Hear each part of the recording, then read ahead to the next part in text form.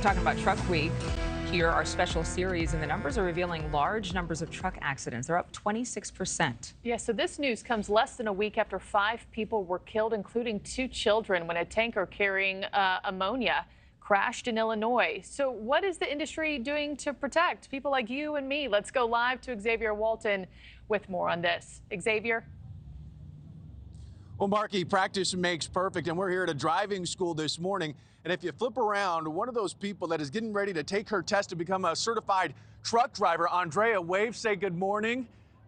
Andrea is taking her test come this weekend, but we're getting a look under the hood at a dangerous trend across the country. The country moves on trucking. And when it comes to safety, trucking is moving in the wrong direction, according to recent data. It's kind of like holding the reins back and cracking the whip at the same time. Debbie Desiderato has been a truck driver since 2003. She blames the mandated electronic logging devices for the sudden spike in large truck collisions. An ELD connects to a truck's engine and automatically captures driving data like location, hours driving, miles driven, and speed. It's caused us to race against the clock, which is not safe for us or anybody else on the road. Nobody should be racing against the clock unless you're on a NASCAR track. Here's a list of the states with the highest number of fatal accidents involving large trucks. Texas took the top spot, followed by California and Florida. On the contrary, D.C., Vermont, Hawaii, Rhode Island, and Alaska had the least. I had a blowout one time at 65 miles an hour, and there was a car right beside me, and it took everything I had to grab the wheel and not hit them. When it comes to large truck accidents, new research from Forbes revealing that nearly 7% includes driving drunk or driver intoxication. Then 13% includes some sort of bad inclement weather. On top of that, 80% of these accidents involving large trucks are happening during the day. So it jumped from about 4,200 people killed in truck crashes in 2020 to about 4,700 in 2021. Eric Teo with the Insurance Institute for Highway Safety deals with data driving this dangerous trend. He says right now federal agencies are trying to find a solution to what's become a deadly dilemma on roads nationwide. There was another proposal to require speed limiters on large trucks.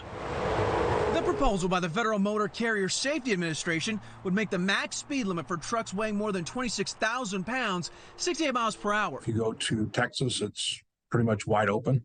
Truck drivers can drive 70, 80 miles an hour, whatever the speed limit is. But if you go to a state like Indiana or Illinois, they'll have interstates where it's a 5 or 10 mile reduction in the speed limit. So we'll certainly have to see what happens there with that proposal as we come back out here live. They're doing last-minute safety checks before they go on with their day here at the driving school. And I'm with actual Fleet Force President now, Trey Williams. Trey, thanks for joining us this morning. First off, you know, truck drivers, you would argue, have never been more important, but it's also pretty dangerous out there on the roads. So I think everyone realizes how important trucking is to the nation, and I think that part of what happened during the pandemic actually made everyone more aware of the respect and the berth that we need to give these guys out on the road, and respect the difficulty of the task that they have to do every day to keep us all fed and have gas in our tanks, etc. Now, in reference to the story that we just aired, talking about some of the statistics and the fact that accidents, fatalities, that they're going up.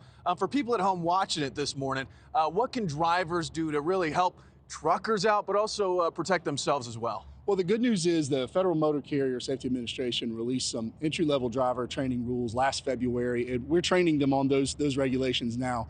But what's most important is to remember that those guys beside you on the interstate, they're working. They're in their job. They're professional drivers. That space in front of them, that 200 feet or so in front of them, is not for you to merge into. That is the space so that they don't have to worry about hitting the car in front of them.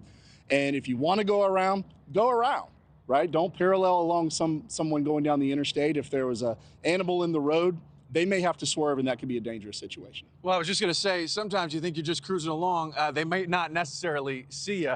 What's the best thing drivers can do to help out truck drivers, at least when it comes to these sort of dangerous statistics? I think if we give truck drivers the respect and the wide berth that they need to operate an 80-foot-long vehicle that weighs 80,000 pounds, and think of it in those terms, right? No one comes to your job and interferes with how you do your job. They're doing their job going down the road. Absolutely. All right, Trey, thank you so much. Thank you for watching. Go to newsnationnow.com to find News Nation on your television provider. And don't forget to click the red subscribe button below to get more of News Nation's fact-driven, unbiased coverage.